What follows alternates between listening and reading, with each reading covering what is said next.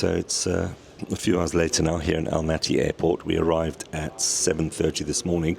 It is the new airport. I've taken some footage around, done a bit of the duty free and so forth. The problem is it's not finished, and because of that, there's no real services if you're in business class. So just a little advice: if you've got a long layover in Almaty, maybe look at another airline if you want to. If you're flying business class, because you will be very disappointed. There is nothing here for business class. There's no provision at all, not even sort of a voucher to say here's some food or drink or something. So I think, if you are paying for a premium service, I do believe that airlines should provide a premium service. And as much as the aircraft itself, food-wise and so forth was great. I mean, there's a few ups and downs on that review as well, but certainly don't want to be in this airport for a long length of time. Now, on balance, they do have facilities here, just so you understand. Not things like showers. I haven't seen anything like that. There's toilets, facilities, standard toilets. There's a couple of sort of self-service things called Need Stop, which I've never heard of before. They have a Costa coffee here, which is quite interesting to see. I have no idea how much it costs here because I haven't had anything yet. It's quite a big duty-free, and I took a little spin around it. I didn't spend too long in there, just thought I'd show some footage. And then I kind of walked around the airport to spin it around a little bit with a bit of the pros. You've got a great shot of the apron here. You can see all the aircraft from your window right the way down the front of the airport. So that's quite nice if you enjoy looking at aircraft. I mean, I'm not an aircraft fanatic or anything, but I just think that's pretty cool regardless.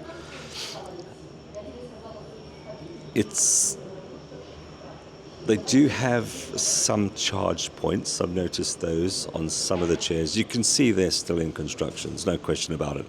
You've got chairs that haven't got their electrics connected and the cables are underneath. They're not bare cables or anything, but you can just see they're still sort of rushing around to finish it. There's a lot of boarded off areas, things saying coming soon, coming soon, coming soon.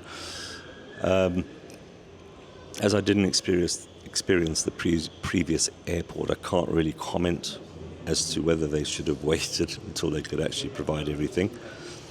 Probably not. Maybe this is the best way to go. But one thing I would say is that regardless if you're premium or not, if you were in transit here and you wanted to fork out for, say, an airside hotel or a sleep pod or just something, or a shower, anything like that, there does not seem to be those facilities here, which I think is very short-sighted, and that's on the assumption they're not doing them. They may still be adding those, which, that's fine if they are great. But yeah, at the moment, this is becoming a bit of a mammoth experience for me. I'm in a very hard seat, and I'm 4 hours into my 16 hours, so I've still got another 12. Lucky me, eh? But you know what? I wanted to do this trip because I wanted to try a different airline. I wanted to show you guys a different airport, especially as this is a new airport, and the reviews I've seen on the old airport were not very good. And although this isn't a great review either, I think we've got to be balanced on perhaps they're going to improve on what they're offering. So give them the benefit of the doubt in that sense. One thing I would actually point out is, so I'm in transit, so to go in transit I had to wait down by passport control, then got escorted through a padlocked door, which they unpadlocked and went through that, and then sort of a side screen, and then we went through security again. It was surreal, but yeah, that's how it was. I think something like an information desk would be really, really useful. People don't seem to be immediately very helpful. And in fairness, I did speak to one lady in duty free who was very helpful. That's how we established there's no business lounge. But generally speaking, you don't have that sense of, come and talk to me, I can help you out. So I can't put it down to anything. It's just my impression.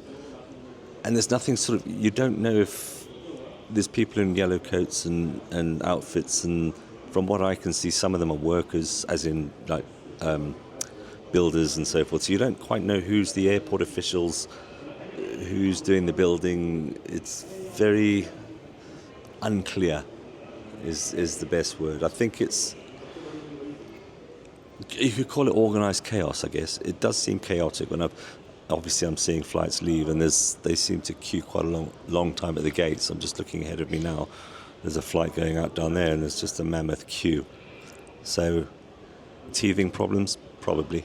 But bear in mind, they have had an international airport here for a long time, so you can't really blame the new airport necessarily, can you?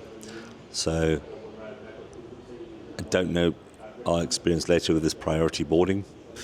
Who knows? There wasn't in Heathrow, so who knows? I have no expectations now. It's probably the best way to be, is have no expectations and see what comes out of it. So, yeah, this is the life for me at the moment. It's definitely an experience, and I did say I wanted an experience. I just didn't expect this, and I'm sorry if I look really ropey, but I didn't sleep a single wink on the plane. As I may have pointed out, the footwell space is so small, you just can't move, and the bed's pretty uncomfortable too, to be fair. Anyway, I'll review all that right at the end, because there's issues about various things on the plane. As much as there was some really good sides of it, there's some other things that could be improved. This is a very, very mixed review. It's definitely ups and downs, and doesn't have one opinion overall, but I hope you guys are going to enjoy what I'm putting together here, or criticise me, whatever. My attitude is I'm doing these trips to try and show others whether to choose to come here or not. My advice right now is, yeah, of course, fly through this airport, but do not have a long layover. Don't. No. It's fine for a couple of hours, 2-3 hours, no problem, but I've got to do the old 16-hour marathon. And it is a very funny flight schedule that they have. I mean, you book the whole flight through from London through to Bangkok. It's just a very strange sort of 16-hour layover. Seems an awfully long time. I don't know how the scheduling works, but it did seem a bit odd to me. So, yeah, this is going to be ongoing. There's lots of footage on this one. I don't know if we're going to do this in multiple parts. I think probably, because I think we've still got more to come. And I'll sort of show you how it all looks at the moment in just a moment. Okay, so I'm just giving you the ultra-wide view so you can see my airport set up here. Got the old couple of bags, hand luggage, and yeah.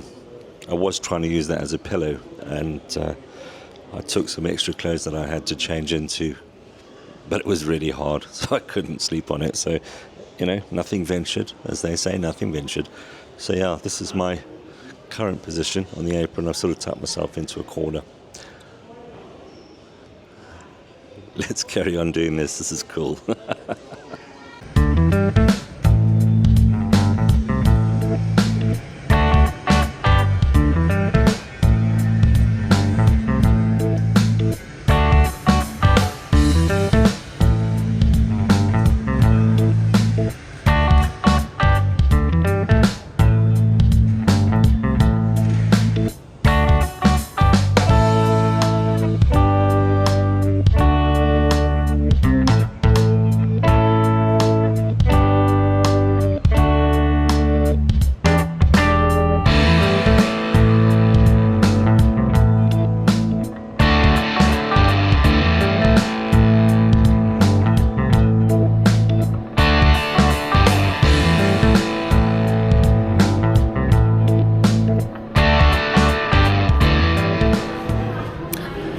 Okay, everybody, welcome back. Here we are now on 12 hours.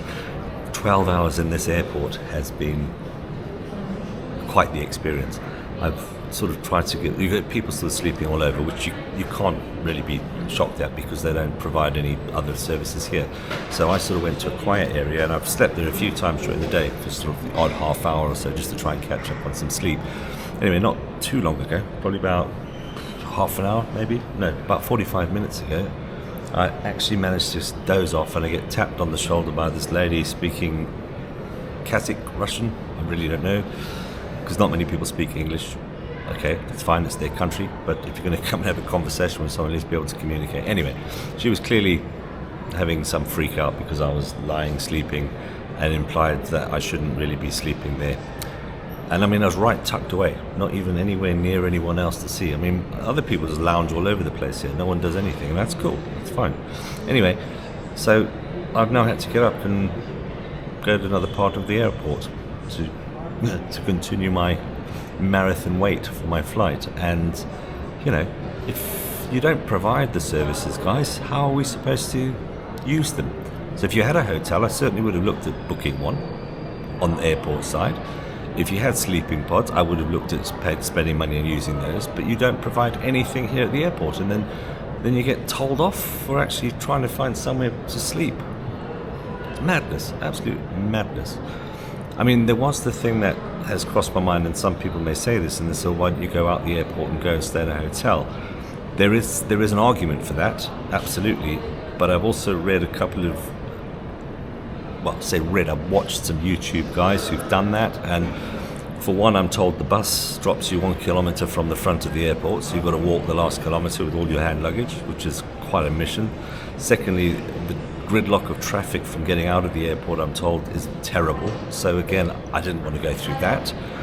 You know, I don't know the country, so I'm not particularly confident. And thirdly, I'm also told through other channels that there's loads of scammer taxi dudes out there. So I thought, no, I'll just stay in transit with the massive hope that they at least had a lounge so we could have a comfortable seat instead of these solid, whatever these things are.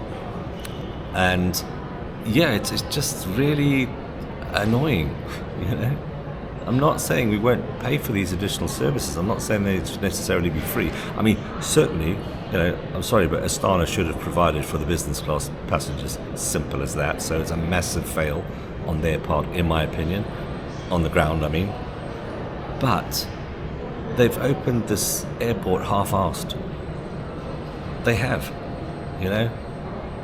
Yeah, it's very, very disappointing. I mean, I'll reiterate, I've said it before, I'm sorry if I'm sounding like I'm whinging, but, you know, it's been a blimmin' long stay. And, you know, I haven't been able to get... I mean, I could get drinks and food if I wanted to get them, but I don't kind of know how to get the exchange rates and stuff, and no one tells you anything. In the duty-free, they've got prices in euros, which I didn't expect.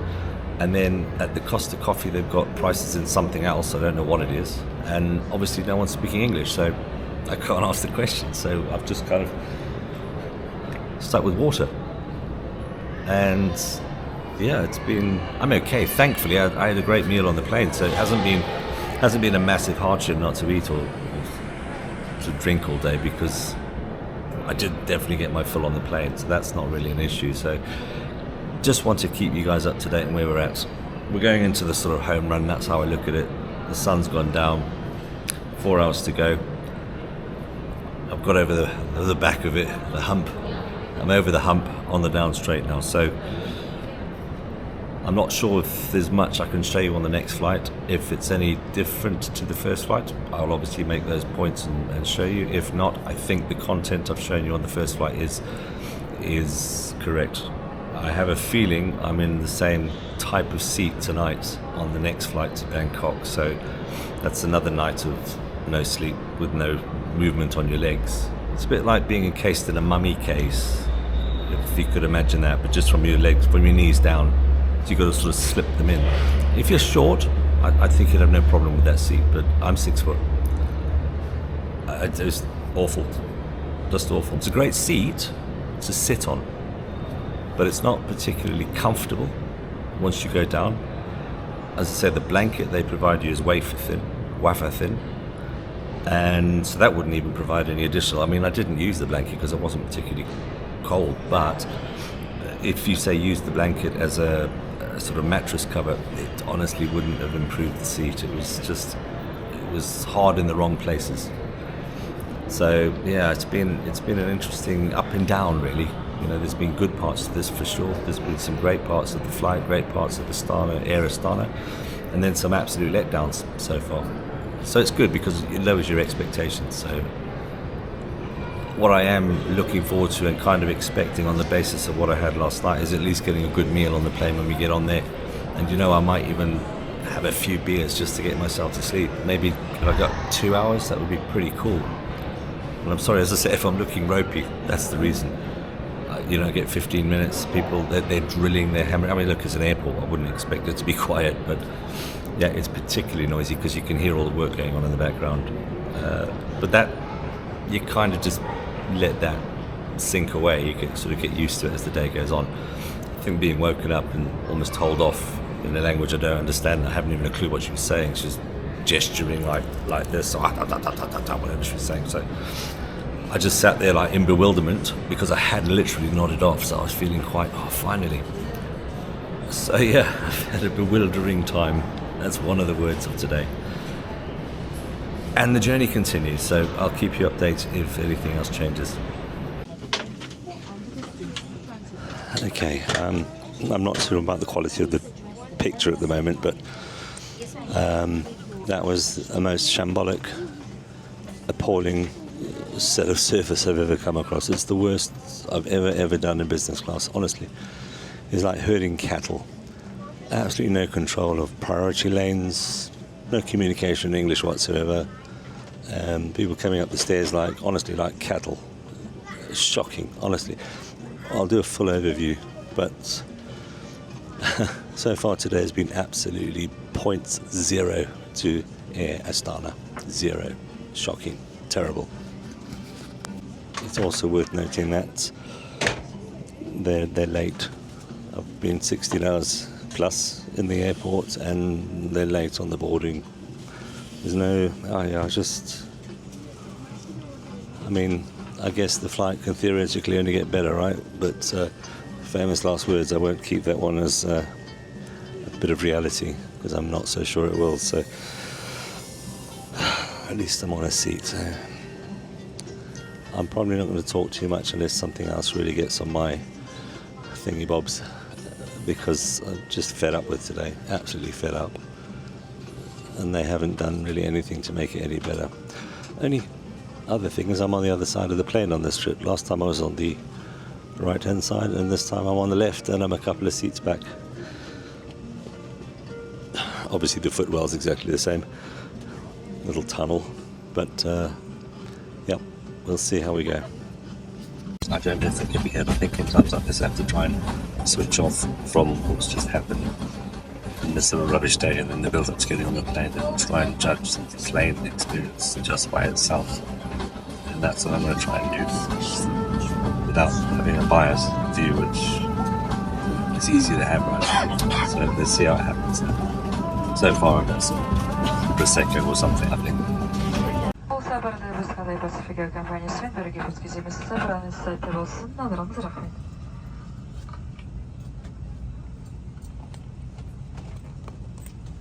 Доброй ночи, уважаемые дамы и господа. Меня зовут Валентина, я бортпроводник-супервайзер. Где мои коллеги?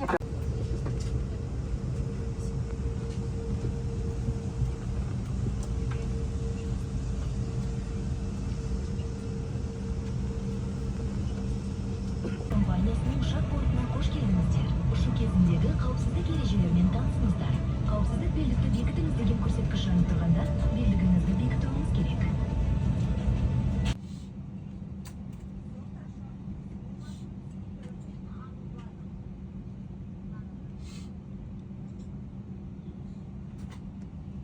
Kırıltan kındarımın zaları arasında evken Suşkanın bartanı uyakın isim kanderim. Sergey Salem Jaldi. Актовал материсен узактага якась загадка.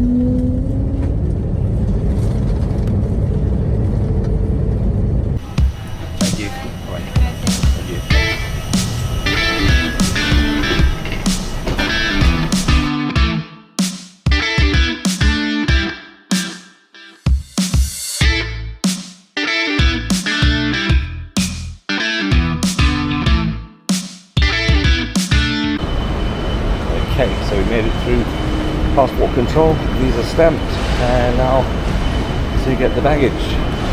Bag claim number 8.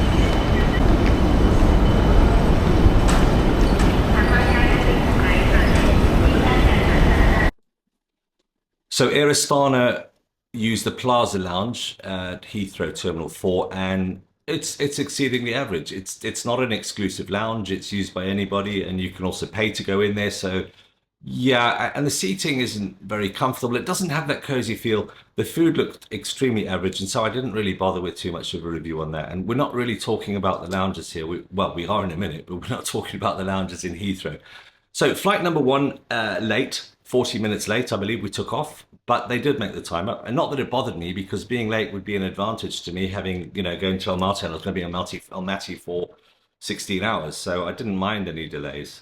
The boarding process itself was pretty chaotic. There was no communication, certainly not in English. And there was no priority lane for business class, which is the first time I've experienced that.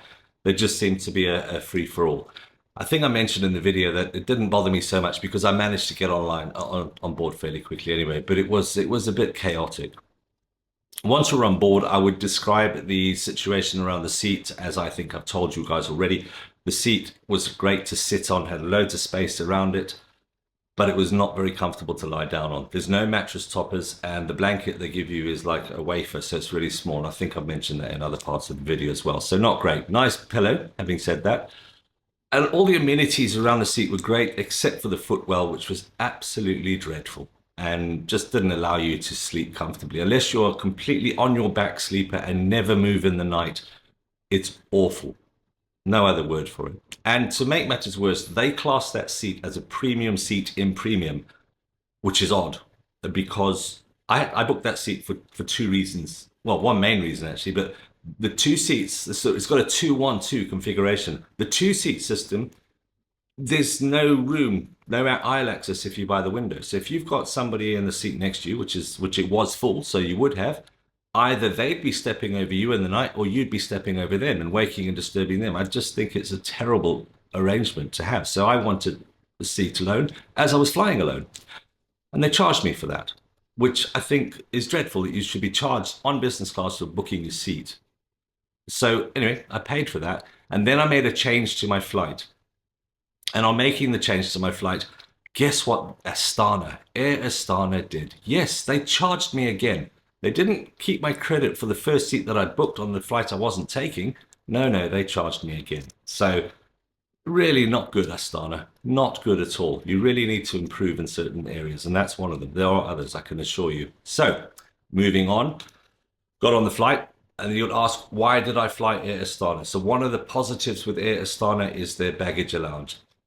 It's excellent. It's 2 by 32 kilograms, so 64 kilograms in the hold, and you get 18 kilograms on board. So that was a massive draw for me because I flew them with a purpose in mind. I needed to carry a bit of extra weight. So that's not my own weight, obviously. That goes without saying. But the extra baggage I needed, so I went with that route. And I actually paid for an additional bag as well, but that's kind of by the by. So we've got the flight organized, we're on board. The food on the whole was very, very good. Excellent, generally speaking. Main course, not so much. Very average at best. So I had a massive anticipation when we went on for that food because I've watched a couple of other vloggers who call this their favorite airline. Sorry to beg to differ, but that's fine if you think that is that. The food was overall pretty good. Okay, so let's not sort of shoot it down. I would say the last leg of the flight, which was Almaty to Bangkok, was less so because all we got when we went on board was a turkey sandwich, in a croissant type sandwich, if you like, which is very average. And then breakfast was again pretty much average, in line with many other business class breakfasts that I've flown on anyway, so I wouldn't put it above at all. I'd put it on a par.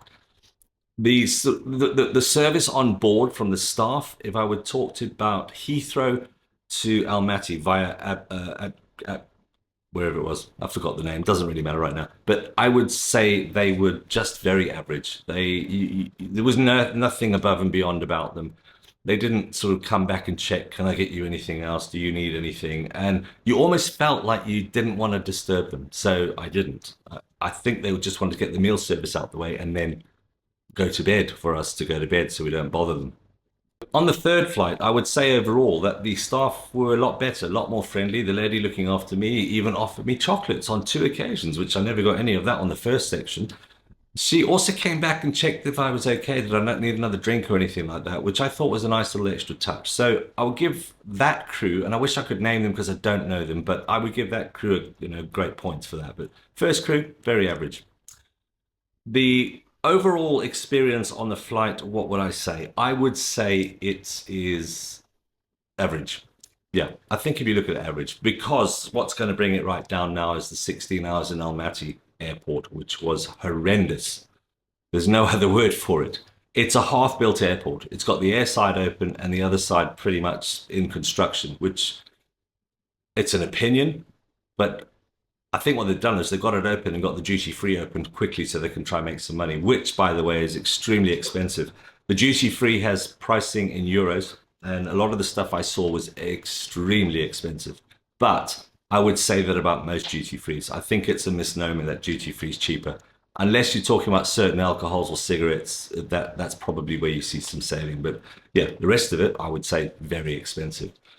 So we went around the airport to try and find what I hoped would be a business lounge. And after much searching and nobody talking in English or speaking in English or even trying to offer help, I managed to find one lady who did help from the duty free, actually. And we managed to establish there was no lounge. So that was massive points in the negative. Not only do they not have a lounge, which they may be having when they build the rest of the airport, but at this stage they don't have a lounge. But not only that, Air Astana does not even provide for its business class passengers who are in layover in any way, shape, or form.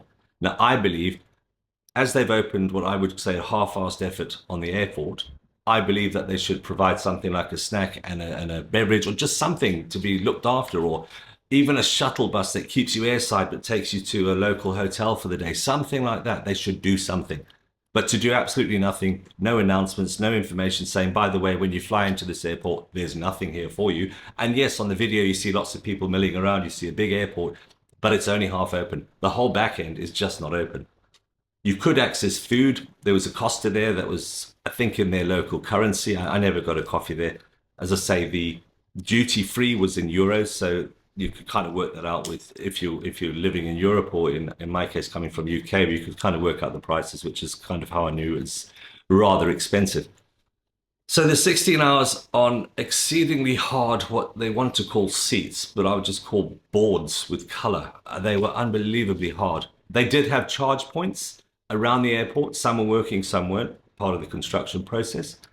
They did have Wi-Fi, so I will give them marks for having Wi-Fi. So at least I was able to communicate during the day. So that was one good thing. But I have to say this: I was also woken up by a cleaner telling me to sort of move along and not be sleeping here like I'm some hobo. Basically, I tucked myself in the corner of the airport. There were people all over the airport sleeping on these solid benches, and they were okay. But somehow I wasn't okay. So I didn't understand her. She spoke in Russian and was gesticulating and doing all these sort of things. So whatever. So I moved along. Yeah, that was that. It was just, I would say, a day in hell in an airport. That would probably be it. I'm not saying the worst day of my life, because there are a lot worse days, but it was horrible, absolutely horrible. And then as the evening came, we finally found our gate, and once again, Air Astana were late to board. In fact, you see the crew arriving while you're at the gate. They're not even on the plane. You actually see them arriving. Oh, right, now we're waiting. So we did. We waited again, and then they call people to get. And that's you're carted off on a bus to the plane. Again, absolutely no priority lane, no control. Herding cattle is a kindness as a description. That's a kindness. We herded onto the bus, driven up to the plane, and then it even got worse. If you can imagine a bottleneck at the bottom of a set of stairs trying to get up a plane, that was it. And it was a mixture of absolutely everybody, as if the plane was going to leave without them. And there was a lady at the bottom from Air Astana, not controlling anything whatsoever, and people flashing their tickets in the air like this. It was like an auction house. Yeah. I don't know. The financial markets, when they're all shouting and waving things, it's a bit like that. Anyway, I got on board and the chaotic boarding process continued as people streaming in at a rate of knots. Managed to settle into my seat. I may have made a little comment to video about how terrible the boarding was, so you'll see that as well. You probably already have seen it, in fact. So once we were in place, I won't talk too much about the pre-build up. Anyway, we took off and essentially we were offered a sandwich, which you saw on the menu. I had this turkey sandwich. I say sandwich, it's a croissant. We had a croissant, turkey croissant, which was very average, nothing special. I think I had a couple of the local beers. I asked them because I thought my logic was I'd just done a night on a plane and then 16 hours, and I haven't really slept much, especially not on the plane. I didn't sleep at all. And I didn't expect to be able to sleep this time as well because the footwell situation was the same. However, I was so exhausted that I did actually manage to get myself, I would say, about an hour and a half on the flight, which I was quite happy about. I didn't go mad on the beer, by the way. I just had two. And it was their local beer, actually, really nice. I put it on the video there for you guys to see. It was excellent, excellent beer.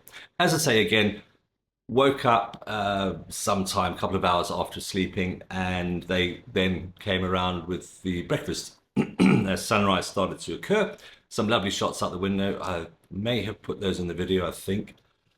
The rest of the flight, quite honestly, was pretty straightforward. Nothing bad to say about it. It was all perfectly reasonably good. And so we went into Bangkok, came through, and I love Bangkok anyway as an airport. Came through immigration, etc. very, very easily. It was quite early in the morning. Well, by there's about 9 o'clock, so morning time in Suvarnabhumi.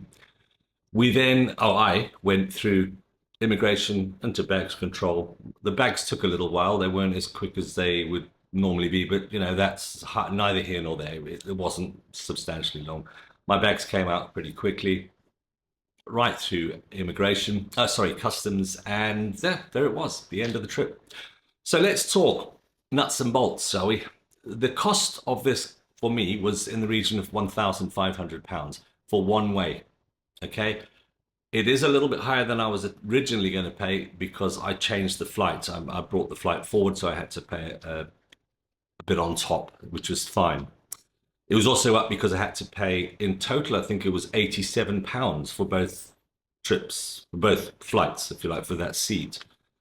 So in my case, I paid £174 because I paid twice and they didn't give me my money back. So I say around 1,500. It is north of 1,500 because you've got to add those extra costs that weren't there before. So let's just eliminate those costs. You'll pay around about £1,400 for this flight one way without having to book a seat and with the standard baggage allowance and so forth. So value for money, I would say on par with maybe a little bit lower than a lot of the other business class airlines. It does have a massive advantage in the baggage allowance it gives you. I think that is a really big plus for Air Astana. The cabin itself looked nice and tidy. It looked clean. The amenity kits were really, really good. Probably the best I've had, with the exception of maybe some pajamas. But then again, it wouldn't have mattered because I didn't sleep anyway. So just a little bit of comfort. Blankets, yeah. I don't have anything to say about them. So would I fly Air Astana again? I'm never someone to say never.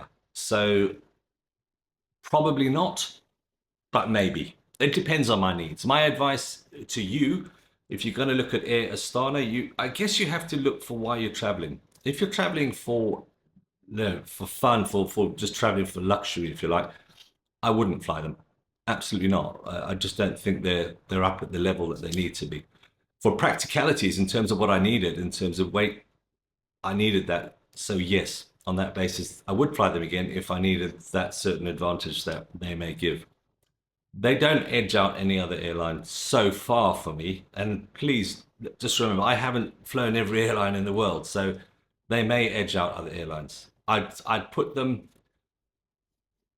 on par with Finnair, or maybe slightly below, but that's when Finnair were also offering good baggage allowances. Now Finnair, as far as I understand it, have changed their policies to pay for everything on top. As I understand it, that's perfectly up for correction. So I'd put them on par or slightly below Finnair. So they're definitely not up there with the best, in my opinion. They could be. They certainly could be. I mean, I don't see any reason why they They couldn't if they made certain changes, but no one's going to change in my opinion. But you know, it's just an opinion. I'm trying to do this for you guys so you don't have to go through what I go through. Go through Almaty by all means, but don't go there for long layovers. You know, it's just not the greatest airport to be in for long layovers. A couple of hours, plenty, and then move along as soon as possible. I'd probably do things slightly differently if it did this again. But yeah, there you go. That's the kind of price value for money. For me, yes, because I had an objective. I needed to achieve getting a lot of weight over to Thailand. So yes, for me, it was value for money. Is it value for money on the face of it? It doesn't give you the premium service it pretends it's offering. Okay, it's only parts of what they're giving you is premium. And you can't say just because the food's fantastic, oh, we must fly this airline. I don't think that cuts the mustard. I think you have to offer a premium service. So Air Astana, if you want constructive criticism, then please take this video as it's meant to try and show you what you're just not doing right. And I'm just Jimmy Average, the traveler. I am not an extensive traveler. I am certainly not a snob. I just believe if you're paying for premium, you should get premium. And Air Astana are not giving you a full premium service. I hope you enjoyed the video. A really thanks so much to everyone who subscribed. Please continue to share. We're trying to grow this channel very fast. There's been a few changes like I've intimated. We will tell you about that, changes in my life and so forth. So we want to really try and get the channel up and running as soon as possible. Comments, more than welcome. You don't need to be nasty. If you have an opinion, just have an opinion. I have no problem with that. Thank you for the nice comments we have received. Thank you for some of the comments where you've criticized certain things we've done because they're very good criticisms. And hopefully this video has improved things somewhat. If not, you've got your say. Please let us know. Write in the old description below. Thanks so much, everyone. Have a wonderful week.